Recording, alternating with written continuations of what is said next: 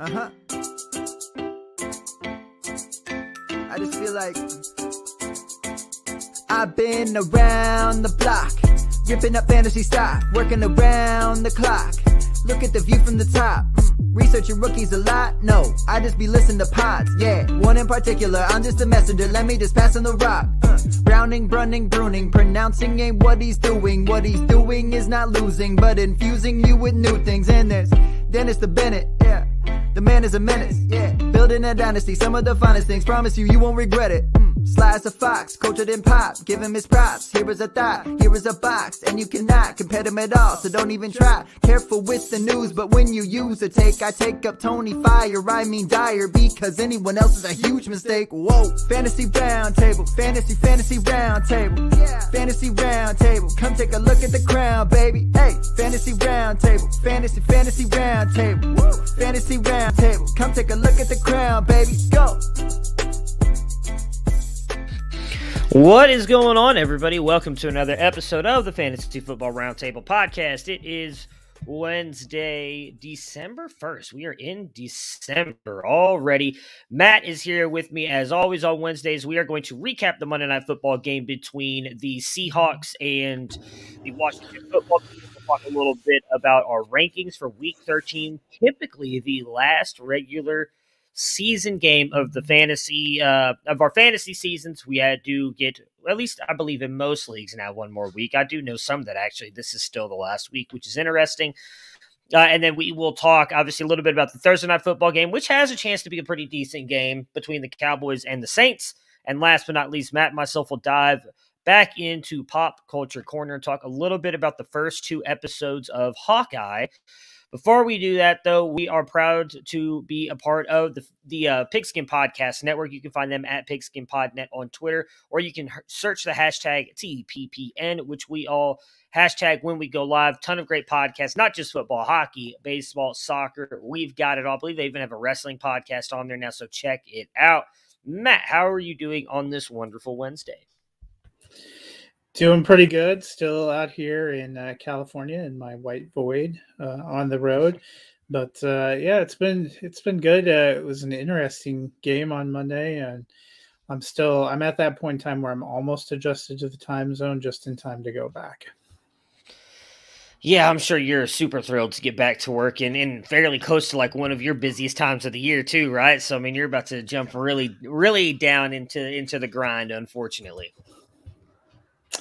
Yeah, between football, movies, and the fact that I work for a religious nonprofit at Christmas time, it's going to be an interesting month.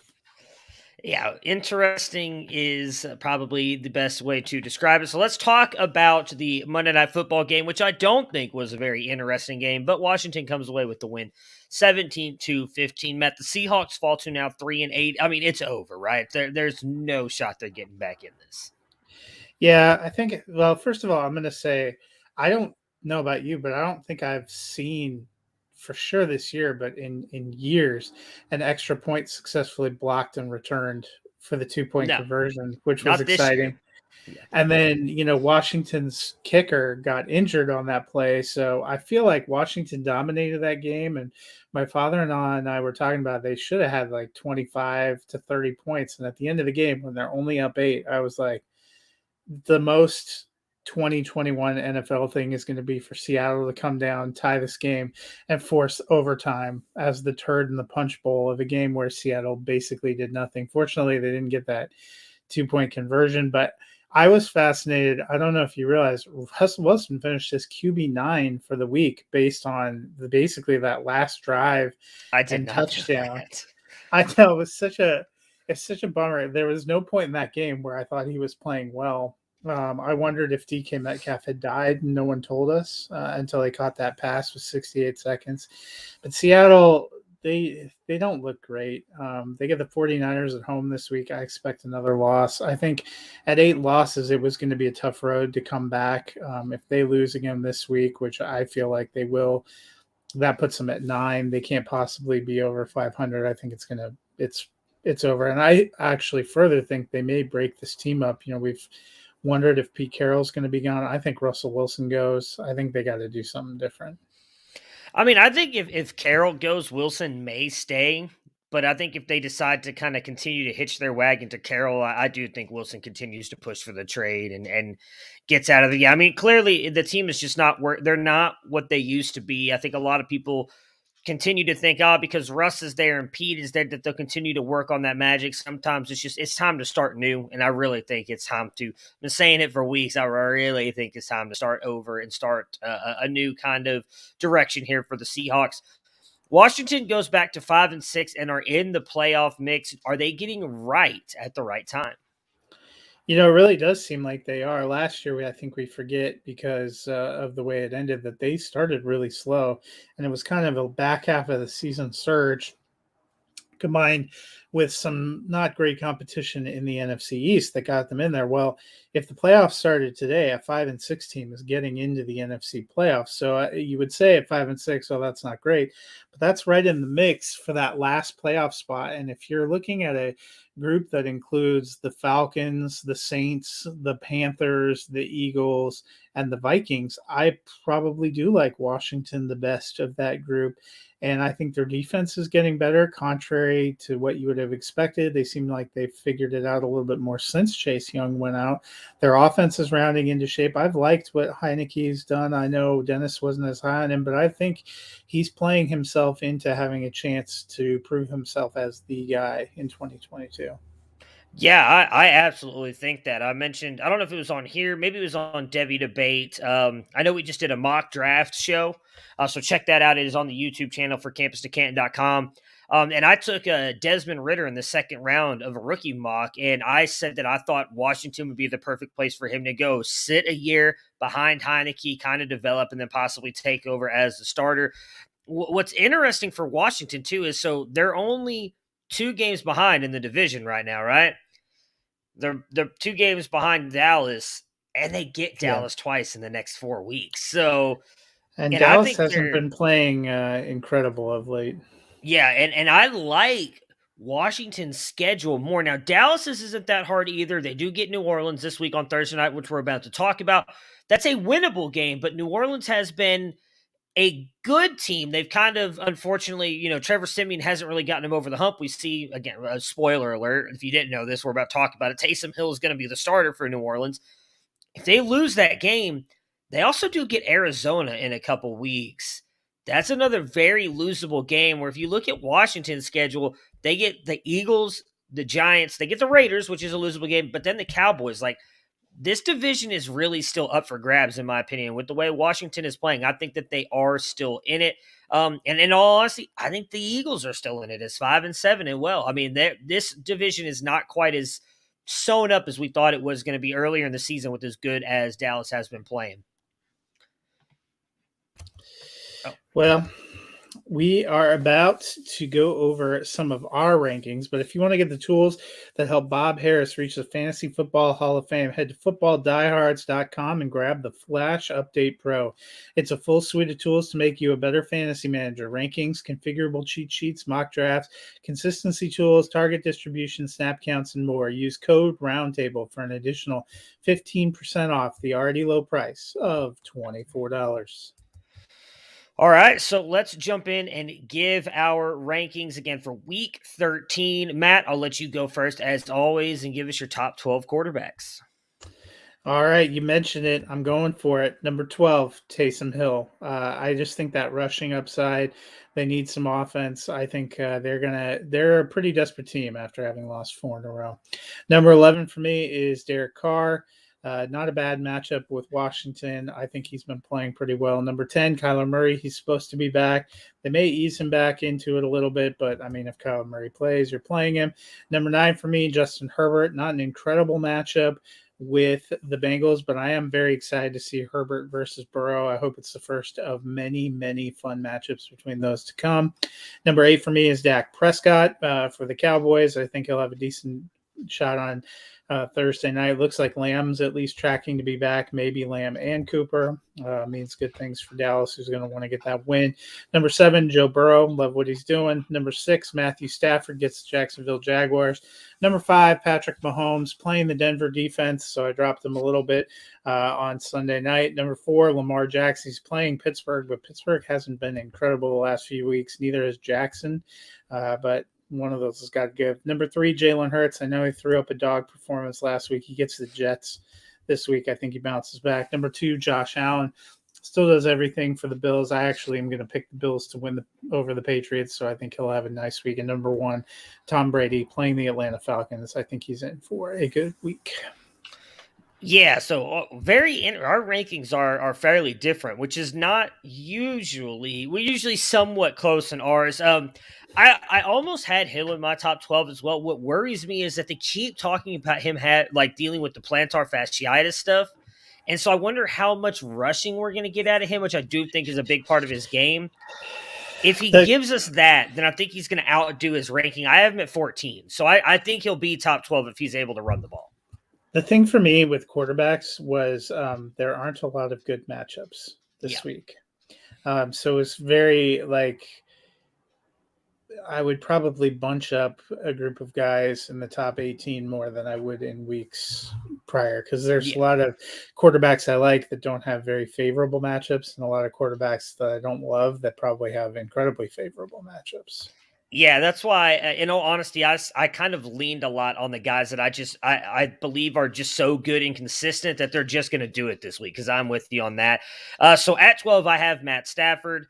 At 11, I have Derek Carr. At 10, I have Jalen Hurts. I wanted to put him higher, but I don't know. Maybe I know it was, the Giants and it's a rivalry, a division opponent. Maybe you don't read too much into it, but it was bad. And then so even though the Jets are not, I think the Jets they're probably on the same level as the Giants in all honesty, but that pass defense I think is still very good. So I'm very interested to see what Hurts does in this game, though. 9 for me is Kirk Cousins. 8, I have Patrick Mahomes. 7, I have Joe Burrow. At 6, I have Josh Allen. 5, Justin Herbert. 4, Lamar Jackson. 2, Kyler Murray. I think the fact that he's come out, him and Hopkins have both been saying that they're back to being fully healthy. I think Murray's going to go out there and shred the Bears defense without Khalil Mack, and probably Andy Dalton starting, it looks like, as well. And I don't know that, although maybe their offense plays better, but Arizona's just been on a roll. So coming off I think I rank Dalton. I'm not expecting Fields to play. Yeah, from what I was reading into the field situation, they're saying he's got the cracked ribs and they want to be careful with him. I would be surprised if he plays again this season. I think they're just going to let him sit, get healed up, and worry about the future. And then what I have Dak, I'm really in the fact that they're now saying Amari Cooper might actually play tomorrow night. Zeke's banged up. I think it's going to be relying a lot on Dak to throw the ball again. And New Orleans' pass defense is not nearly as good as their rush defense. I think Dak might have to throw it a lot. So I picked Dak as the number 1. Oh, I'm sorry. Dak was 2. Brady was 1. I'm sorry. I messed that up. Brady is number 1 against Atlanta. My bad. But still, really like Dak, even though he's coming in 2. I would love for Dak to be number 2. I just, Dallas gives me pause sometimes. Oh, I understand. It took a lot of me really looking at that and like, do I really want to do this? But like I said, I think we'll save it for the game talk, because there's a lot of things I'm just not sure what to think about with the Cowboys. But go ahead and give us your running backs. So running back, I know they're playing the Buccaneers, but I have Cordero Patterson at 12. I mean, he seems to find a way to do it. He is the team for Atlanta. I have Alexander Madison for the Vikings at 11, not expecting Cook to play. I think they're playing Detroit. I think they're going to probably try to run and grind a little bit more. Number 10, Saquon Barkley, probably no Daniel Jones. I think they'll have to lean on that running game. Number 9 for me is Ezekiel Elliott for the Cowboys. It's a good defensive front, but I think he catches some passes, and he actually isn't on the injury report. So if he is injured, they're trying to keep it a secret. Number 8 for me, James Conner. Still no Chase Edmonds there. Number 7, Antonio Gibson. I think you can run on the Raiders, and I like what Gibson's been doing. He was catching passes too. Number 6 for me, Leonard Fournette. He's the number 5 running back in fantasy. He's on a hot streak. Number 6 for me, Alvin Kamara. I'm hoping he comes back to play. It looked like he was tracking toward playing, and I think they're really going to need him. Number 4, Najee Harris, just because Baltimore's got a stout front. I still love Najee Harris, but I knocked him down a little bit. 3, Austin Eckler, 2, Joe Mixon. I think that's going to be a very, hopefully, high-scoring game, probably the best game of the early part of Sunday morning. And then number 1 in my heart and in my rankings, Jonathan Taylor. Yeah, our top 3 are – I mean, Taylor's one. I actually have Eckler and Mixon switch. But, yeah, I mean, that's definitely – it's the one game I'm really looking forward to this weekend, especially without the Browns playing and me just sobbing uncontrollably into a pillow as they get their asses kicked again. So I just get to watch football and enjoy it this weekend. So I'm excited. At 12, I have Zeke. Again, I think he can go out there and have a good game. I guess I'm going to believe Jerry Jones that he's going to have a big workload tomorrow, which likely means he's going to get like 4 carries for 4 yards and then be benched the entire rest of the game. So take that for what it's worth, but I do think that they're going to rely on him a little bit here. He says that he's fine. We'll see if that's really true. At 11, I have Najee. I think he's going to have a decent day here, but Baltimore's run defense scares me a little bit. They can get beaten so easily in the past that I think we might see the Big Ben of old, and he's going to throw it 50 times, or at least until his arm falls off. 10, I have Jamal Williams with Swift being out. I think Williams has a chance to really have a good game here. I think Jamar Jefferson might get some run as well, but Jamal will be the guy for the Lions. And they have got Minnesota, which has not necessarily been a scary defense. And with them possibly having Dalvin Cook out, I think that this could be an actual close game. The Lions have a chance to win. At 9, I have Kamara. I do, as you mentioned, I think he's going to play tonight. I think it's going to, or tomorrow, I'm sorry. It'll be a good game against Dallas. At 8, I have Madison as well, with Cook likely being out. 7, I have Elijah Mitchell for the 49ers. I think he's going to be in a good game against a bad Seattle team. 6, I have Fournette, and 5, I have Patterson. As you mentioned, those two playing each other. Again, I know you mentioned Tampa Bay, really good run defense, but what Patterson can do in the receiving game as well, I mean, he was amazing last week as well. I think he's going to be in for a good game. And as you mentioned, Fournette, RB5 on the season. He's going to continue to roll. 4, I have Antonio Gibson. I mean, since coming back from that bye and the early injury, he's really gotten involved, not just in the running game, but actually getting passes as well. I think he's in for a huge playoff run here. I think Gibson is going to be like a top 5 guy for me almost every single week. Then 3, I have Mixon. I mean, he's been averaging 30 carries over the past 4 weeks, and I expect him to get that again, especially with as bad as the Chargers defense is against the run. I almost put Mixon at 1. The thing that's put him at 3 for me is I think Eckler is going to be just as good and get catches. I don't think Mixon's going to get as many. And then Jonathan Taylor gets the Houston Texans, and so that's why Taylor went to 1 for me. If Taylor was playing anybody else, he probably would be at 2, and I know it would move Mixon all the way up. But getting the Texans, then again, his head coach is still Frank Reich, last I checked. So they might get up 12-0 and then decide to pass it 60 times in a row and move Jonathan Taylor to the bench like they did last week against the Tampa Bay Buccaneers. So who you got at? What's up? I said let's hope not. Oh, so I'm right there with you because I need a win. So for me at number 12, I have Deontay Johnson for the Steelers. I think they're going to have to try to throw the ball some. He's still their best receiver. At number 11, I have Marquise Brown for the Ravens. I think probably some big plays. It seems like Pittsburgh's defense has struggled a little bit of late. Number 10, Jalen Waddle for the Dolphins. I love what he's doing. He was wide receiver 1 last week. He's top 10 for the season. Number 9, Chris Godwin for the Buccaneers. Number 8, I have Tyreek Hill for the Chiefs. Dropped him down a little bit. I think he'll get some Patrick Surtain this week. Number 7 for me, CeeDee Lamb for the Cowboys. Number 6, Terry McLaurin for Washington. Number 5, Keenan Allen for the Chargers. Still thinking that's shaping up to be one of the best games of the weekend. Number 4, Stephon Diggs for the Bills. 3, Jamar Chase for the Bengals. 2, Justin Jefferson for the Vikings. And number 1, Little Cooper Kupp. All right. So for me at number 12, I have Darnell Mooney. He has been really good with Fields, and he had the big play with Dalton. Granted, some of that was a little bit of luck with the run after the catch there, but Allen Robinson is still not practicing, so I think Mooney's going to be the guy. I think the offense is going to probably look decent. Andy Dalton is a professional quarterback, so I've got him up at 12.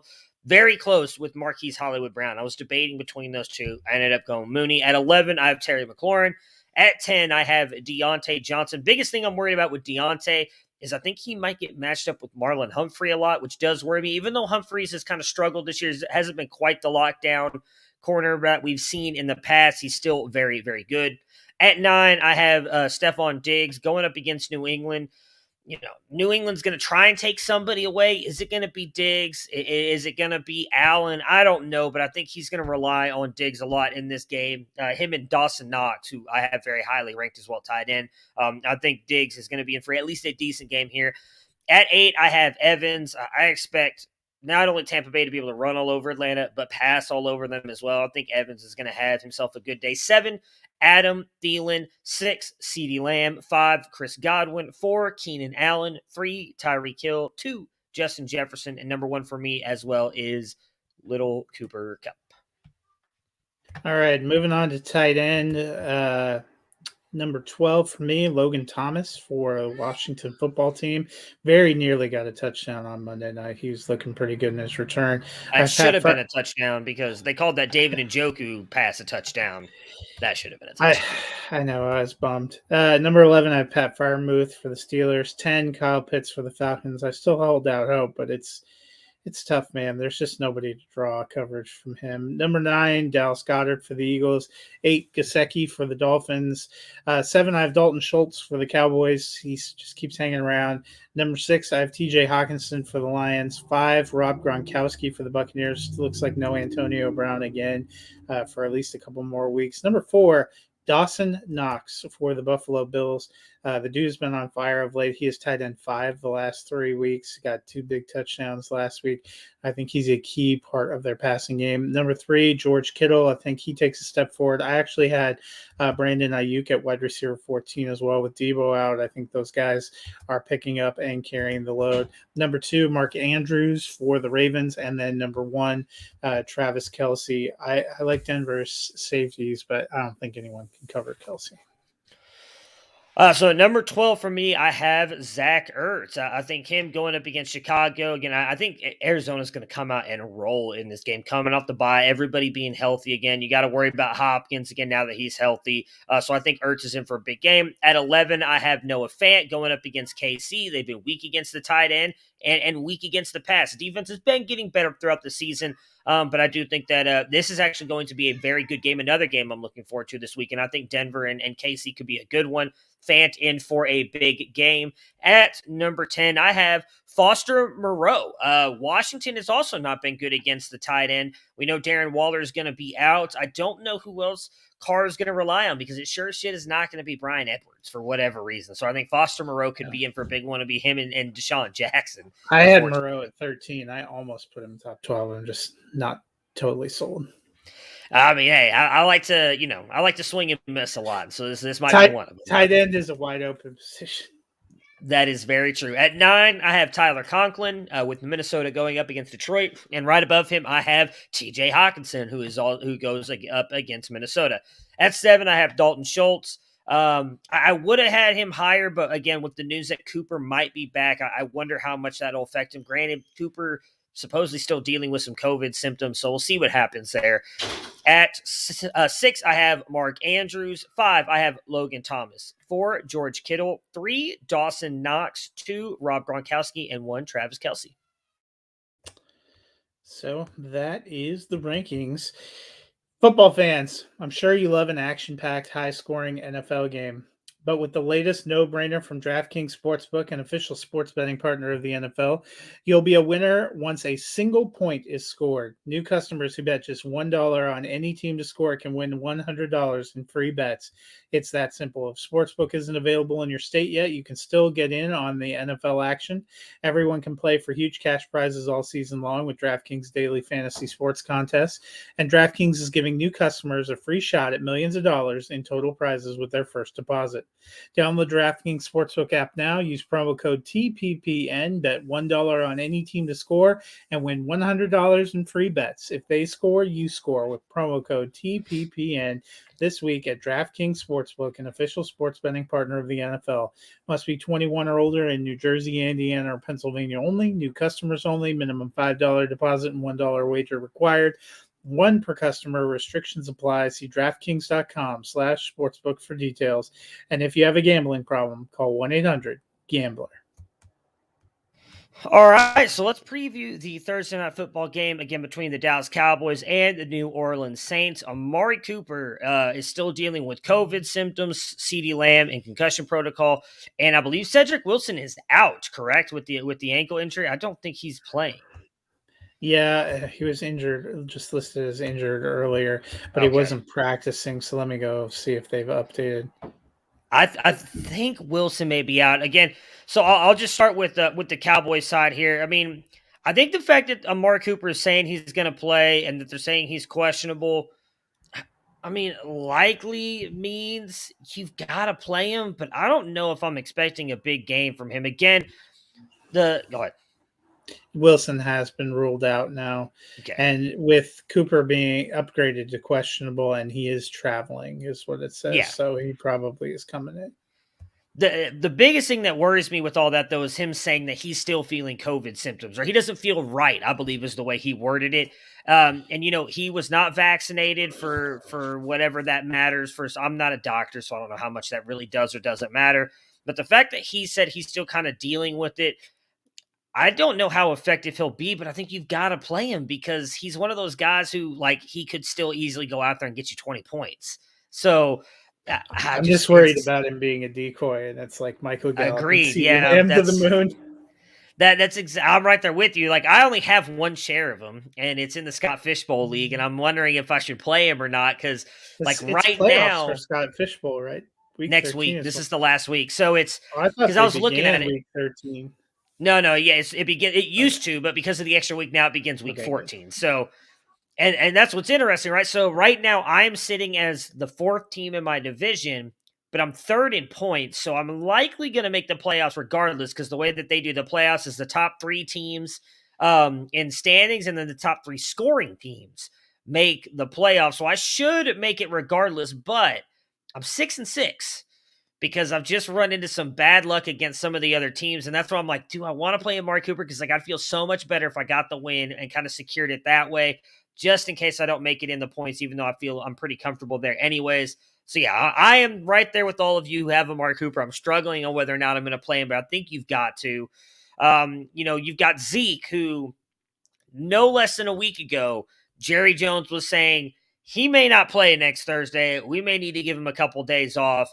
And then yesterday comes out and says Zeke's going to handle a massive workload. I don't know. I've never really trusted Jerry Jones because a lot of times when he says something, it goes the opposite way. But I think the same thing. Unless we hear something before the game where they're like, hey, rumor is Tony Pollard is going to get 50 or 60% of the carries. I think you've got to play Zeke because even though he has not been putting up a lot of actual stats, he's been getting catches and he's been getting into the end zone. He's been producing for us on a fantasy scale. It's just not the old Zeke of like 20 carries for 120 yards and 2 touchdowns. It's like 12 carries for 30 yards, but 7 catches for 30 and a touchdown or 2. You got to play Zeke. Lamb, we both had fairly high. We think he's going to be in for a massive role in this game because, again, the Saints' defense is beatable in the secondary. They have a really strong run defense, which, again, is what makes me kind of fade Zeke, but you've got to play him. What are your thoughts, though, on Tony Pollard with all the news on Zeke being a little bit banged up, but, again, going up against a very good rushing defense with the Saints? Yeah, and Pollard, too, we've seen kind of do well when they've been missing one of the receivers. So that makes it even more of a little bit of a toss-up because, with Gallup back off IR, if Lamb and Cooper both come back, does that limit it at all? I'm a little more worried. I like what Pollard's done, and I feel like they're still mixing in everyone. But the Saints have a good defense, so it's hard to imagine that Dallas is going to have 6 fantasy relevant skill position players. That's probably, it's just you're not going to know who it's going to be. You almost have to roll the dice and play them all and hope yours is one of the like 4 that actually goes off. Yeah, I'm with you. It's throw up a prayer. It's a little bit frustrating on that side of it. For the Saints here, Alvin Kamara dealing with the knee. Ryan Ramczyk, the offensive tackle, is questionable as well. It looks like Kamara, though, is going to be back and playing. If not, Mark Ingram is at least back. So definitely something to watch out for if they do rule out Kamara, which doesn't look likely at the moment. But if they do, Mark Ingram is back and good to go. So definitely fire up your Ingram shares. That being said, here the Saints are leaning towards starting Taysom Hill. We talked a little bit about this with the quarterbacks. I don't think they put a actual term on what he's dealing with, but the way he describes it, it sounds a lot like No, plantar fasciitis.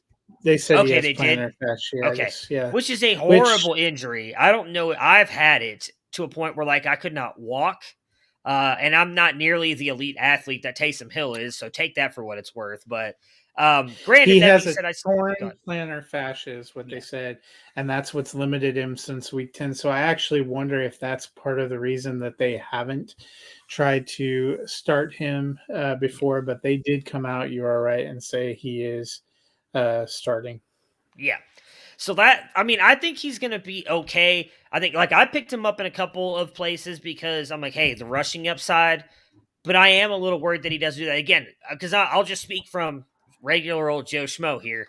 I've had it when I played baseball and softball, and it is not a pleasant thing. I mean, anytime you walk, move, it feels like you're stepping on pins and needles right there in your heel. I mean, especially when it's torn like that, you can develop bone spurs in the bottom of your foot, and it is extremely painful. And I don't know that the foot is one of the things that you can really shoot up.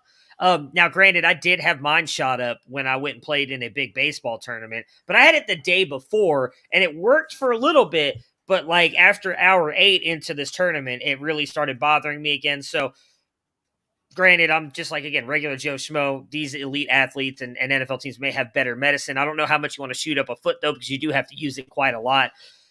Regardless, I think, you had him at 12. I have him at 14. I think if you've got him, you may not have a better option right now. Yeah, and hopefully the rushing upside is there. We've seen a Peyton Manning in one of his last seasons dealt with a torn plantar fascia in his foot that I know really bothered him and limited him and impacted his play, but he wasn't trying to run. I guess my concern is probably more about Hill as a runner, but if they think he's good enough to go, and they said he's been a full go in practice all week, I think he's going to be motivated to go out there and show him what he's got, and the upside is there.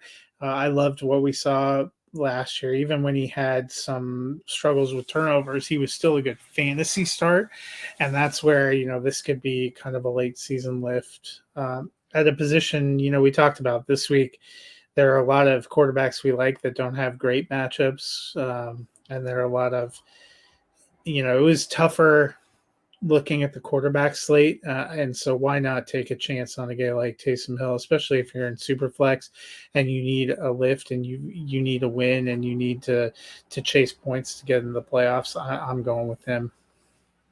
Yeah, in 2 of my 3 redraft leagues, I picked him up because I've got Jalen Hurts actually as my starting quarterback in both of them, and I was like, you know what, give me Taysom Hill. Hurts has got a bye week coming up, and I'll hope that his heel is good to go when he's ready to go. Yeah, well, that's again. There are 4 teams out next week. I know. I mean, that's why I'm really 8 teams on a bye. The last 2 weeks before the conventional playoffs is going to be a little brutal.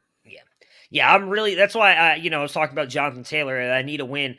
In one of my big money redraft leagues, if I get a win this week, I am secure to buy, and that's all I care about. I don't care if I lose in week 14 because I cannot fall out of the 2 seed. I'll at least be the 1 or 2 seed. So Jonathan Taylor, bud, 50-point game again. I don't think I'm asking too much.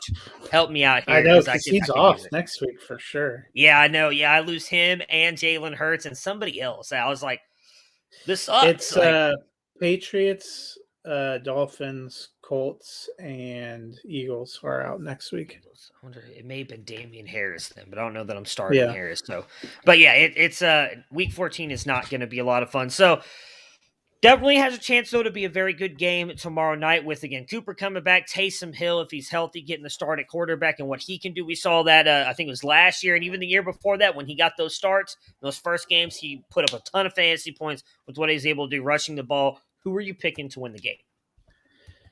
Dallas. I wish I knew how to quit you.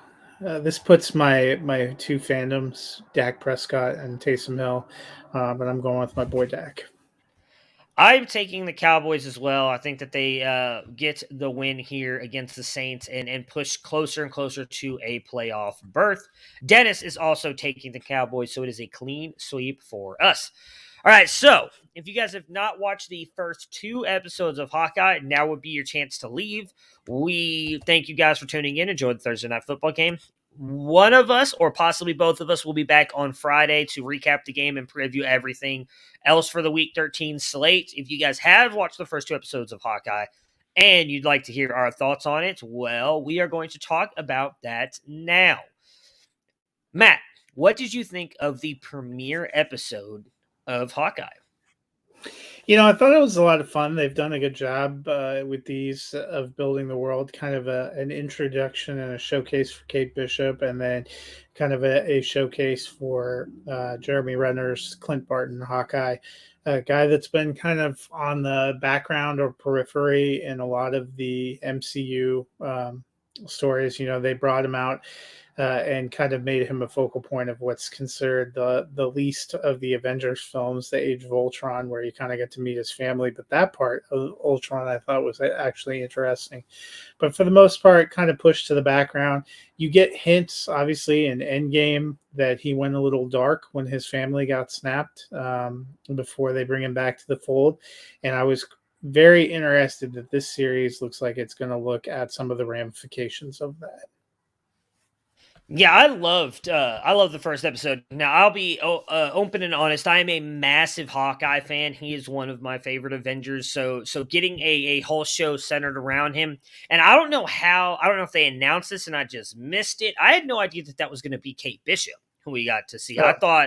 I thought it was going to be somebody else. So when we found out that's who that was really cool for me as well to see that. If you guys follow the comics, paying any attention to that, it is really cool to see her getting brought into the canon as well. But yeah, I really enjoyed it. I thought there was a lot of fun, a lot of action.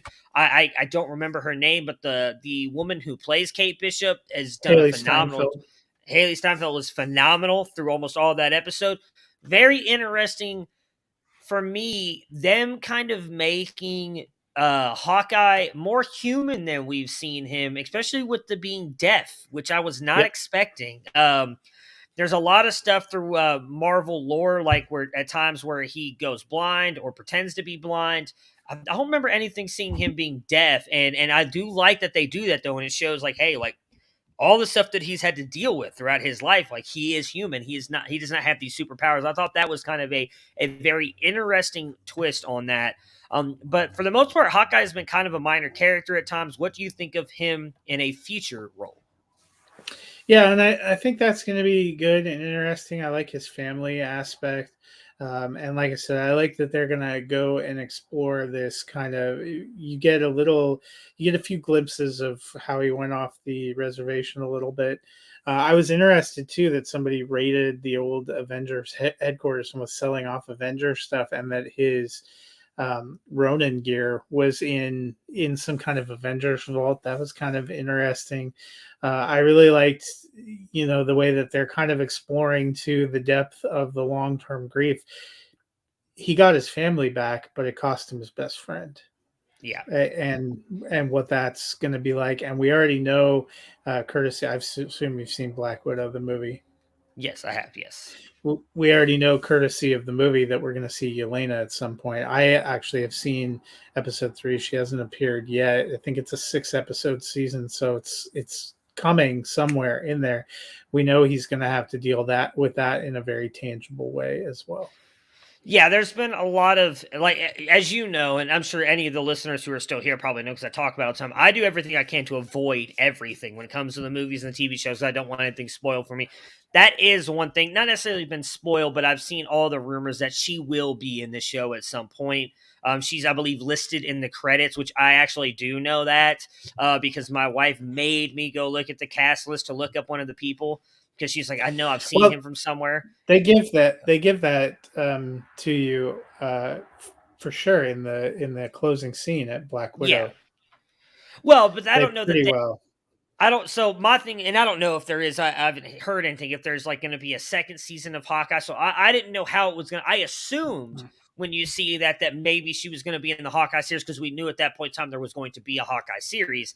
but I didn't know if she's going to be like a major part of this because, with the tracksuit mafia and some of those guys seeming Russian, like how does that play into it? So like I assumed we would see her, but then again when I had to scroll through the credits for my wife to look a character up and she's like, bam, right there. I was like, okay, yeah. Well, now I don't know. She's going to be in here. I'm wondering if they, because they did. I know you said you weren't aware, but they were very clear that it was going to be Clint Barton and Kate Bishop in the show from the beginning, and it definitely seems like they're grooming her to kind of take over that part, which makes sense. That Renner is, like a lot of them is looking at bowing out. Although I did read somewhere Scarlett Johansson has agreed to come do another MCU project. So I'm very curious about that, especially after the lawsuit. But I wondered too, if at some point we see kind of Yelena and who they seem to be grooming to take over a role similar to what her sister had in the world, if they end up being friends, she and Kate Bishop. I wonder if maybe she has something to come back with all of the multiverse stuff we're about to see. We saw that she was a major pivotal character in What If for a lot of that. So maybe it's something with that. That'll be very interesting to see. At the outset, though, he's watching a musical. You talked about that part. Like, I think that is going to be the very key thing. Again, we only get 6, so now we only have 3 left, which sucks. I thought it was going to be longer than that. I didn't know how many episodes it was. Like, I'm very curious to see how that all comes together because those two definitely have like a major bond between the two of them, and not just him and Black Widow, like the whole family. You see his daughter talking about that. When they go visit the farm, you're talking about ages in Ultron, like his wife seems to be very friendly with Black Widow as well with Nat. So they clearly have a very close bond. I'm curious to see how that all kind of plays out throughout the rest of the series with that. You have any more thoughts or comments on that? No, yeah, it will be interesting to explore that. Also, Rogers, the musical, made me laugh. Yeah, it was bad. It was really, really bad. I just loved how they're sitting there. He's like, yeah, he wasn't even there. He's like pointing at and talking about Ant-Man. And yeah, it was just, that was very, very interesting, that whole thing. Dad, you're missing it. No, I lived through it. Yeah. What do you think so far of Kate Bishop? I think, again, I just mentioned, I forgot her name, but Haley Steinfeld has been amazing so far. And I've only seen the first 2 episodes. I've not had a chance to see episode 3 yet, but I think she has killed it so far as Kate Bishop. Yeah, and I really like her as a performer. I think she has good chemistry, playing off of Jeremy Renner too. Their scenes work well together. I was really happy with her inclusion, and I thought they did a nice job of kind of building a little origin backstory. Very curious to see what's going on with her soon-to-be stepfather. I told my wife I was a little leery that this whole process is going to lead her to learn something not so great about her mother too. Yeah, I mean, that definitely seems to be the thing now. And if you're hinting toward you knowing something, please don't tell me because I have no idea. But she clearly they didn't say anything yet. She clearly looks to be involved in all kinds of things that are just don't look like they're on the up and up, I guess is a nice way to put it. So I'm curious to see how that plays out with her as well. I did get to see a preview of the stuff, so it looks like they are, as you mentioned, leaning and moving toward her probably taking over the Hawkeye role there, which I will be excited to see how that works. And, if she's able to actually get into some of the movies, because I do know that she is a well-accomplished actor. So does she get in her actress? Yeah. Tom Holland just agreed to 3 more Spider-Man movies, which kind of gives, or 3 more films appearing as Spider-Man, which gives you a feeling, maybe they're going to reconstitute some kind of young Avengers. I'd love it. I love Tom Holland too. Dude's amazing. I hope he stays Spider-Man forever until I'm dead. Please make it happen, Marvel. He said something about if he's still playing Spider-Man when he's 30, he's failed in his life. And I was like, bro, by failed, you mean fail upward and got like $1 billion. Yeah, I mean, I get it. Not to jump too off topic here, I do get that for some actors. They talk like even because I'm such a big Daniel Craig fan with the Bond thing. And that's kind of what he's always talked about too. He's like, I don't want to play Bond my entire life. Like, there's other roles that those guys want to play. So I get it, but like as a fan, I'm like, Tom Holland plays Spider-Man until you're 60. I don't care. I'll buy into the illusion of a 60-year-old Spider-Man doing stuff. So, yeah, I know. It's been a good year for Marvel. Yeah, I feel like every year for like the past decade has been a good year for Marvel. They have not failed that much here, at least that I can remember. For fandom, because we still have, Hawkeye will wrap up by the end of the year, and we get Spider-Man. They've nailed the movies. I thought I would still say Hawkeye's tracking to be one of the shows I like better. The only one of the 5 series that didn't totally hit a home run for me is What If. Yeah, I was kind of disappointed with that as well. Yeah, so it looks like, if I'm looking at this correctly, it looks like Wednesday the 15th will be the final episode of Hawkeye, and then we get Spider-Man that weekend. So maybe there's a tie-in too. You have to wonder if there's a little bit of a tie-in, since it's a world. The worst part about that is I've got to figure out when I'm going to go see Spider-Man that weekend, because I'm taking my I was about to look around. Like, my wife doesn't listen to this. I'm taking my wife to, I don't know if they have this in Colorado. So it's a place called Texas Day Brazil. You ever heard of that? It's a very fancy and very expensive restaurant that she's wanted to go try to get all dressed up and go to for like a year and a half. And so I'm taking her as her Christmas, one of her many, because as men, we get like a pair of socks. Women get like 8 different things. So one of many of her Christmas presents she is getting. We're going to go do that. But we're going to do that on Saturday night. So I don't know that I can slip Spider-Man in before that. So I'm trying to figure out when I'm going to have time to go see Spider-Man, because I want to go see it opening weekend, because I know that's one of those things where no matter what I mute, it's going to, with Avengers that got spoiled me by Shady. Asshole. So I can't stay off Twitter for 4 days. So I've got to find a way to go see that movie that weekend. So it's going to be interesting. But last thing we'll touch on with Yelena here. When do you expect her to show up? Sometime soon? Do you think it's going to be a last second thing in the last episode? I think it's going to be probably next episode, next week, like the 4th, 5th episode. I'm very curious, because and I wonder if this question's about to get answered for me, because you've seen episode 3. Because obviously at the end of episode 2, Hawkeye's last episode's got to be December 22nd, because today was episode 3 is the 1st, 4th will be the 8th, 5th will be the 15th, 6th will be the 22nd. Oh yeah, I guess you're right. I was looking at 1, 2, 3, 4. Yeah, you're right. 22nd. Yeah. My bad. I was looking at today's. I know. Episode, I forgot it was December too. Yeah. I'm very curious, because obviously at the end of episode 2, it looks like the Tracksuit Mafia is talking to, I'm assuming, the boss, which is a woman. But in the comics, the Tracksuit Mafia works for Kingpin. And so, I am secretly hoping they're going to tie in the other Marvel series from Netflix. Obviously, Kingpin being in, I believe he was in Daredevil. He was not just Daredevil, was he? I thought he was. I know he's mentioned in other ones. I think he did a couple of them. Yeah, I want to say it was either Luke Cage or Jessica Jones. I know he had a cameo in, but I don't remember which one, because I don't think he was in Punisher. Which I still need to finish Daredevil. I've never finished the last season. It drives me crazy because it was such a good show. But I'm hoping, because obviously we've heard all the rumors. I have not seen anything. I refuse to read anything. I've read, obviously, they're seeing the rumors that Daredevil will be in Spider-Man. And there have been rumors that Marvel's talking about bringing those back. We talked a lot about that recently with Charlie Cox saying he would kill to remain the Daredevil, or he would kill whoever they recast him, because he wants to continue. Charlie Cox continue playing Daredevil. So I'm curious as if they will link that in at all. I would love to see it, but I don't know if that's really going to happen. But so far, I'm with you. It's been amazing. Again, I'm maybe a little bit biased because I love Hawkeye, but that's literally what I'm going to go do once this show is over, is watch episode 3. So I'm excited for it. I cannot wait to see how it ends. It's going to be a lot of fun.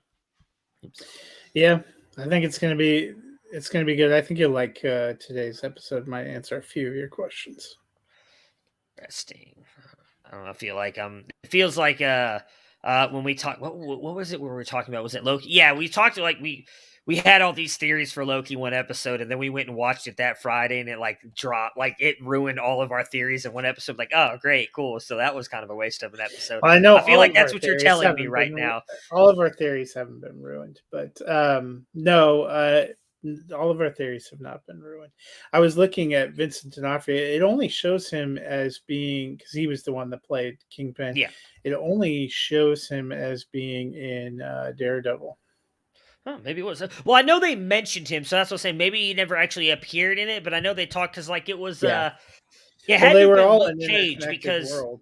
Yeah, it had to have been Luke Cage because I remember that was where Rosario Dawson was in Luke Cage because she ends up getting with Luke Cage, and so maybe it was her talking about it because obviously she starts off in Daredevil, but. Yeah, I'm excited to see if there's any shot of that whatsoever. Probably not, but wishful thinking, at least on my part. So that though will do it for us today. Again, at least one or both of us will be back on Friday to recap the Thursday Night Football game and preview the rest of the Week 13 slate. Everybody enjoy the Thursday Night Football game tomorrow. We will talk to you guys again soon.